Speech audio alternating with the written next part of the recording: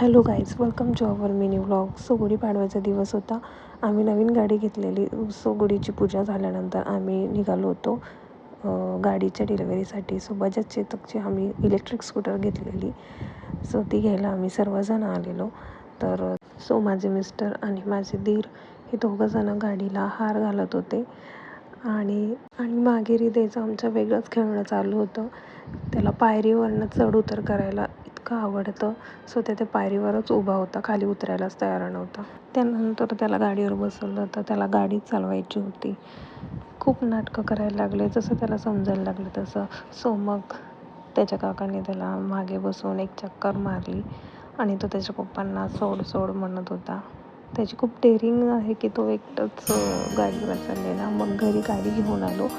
त्याची छान अशी मस्त स्वस्तिक काढून पूजा केली.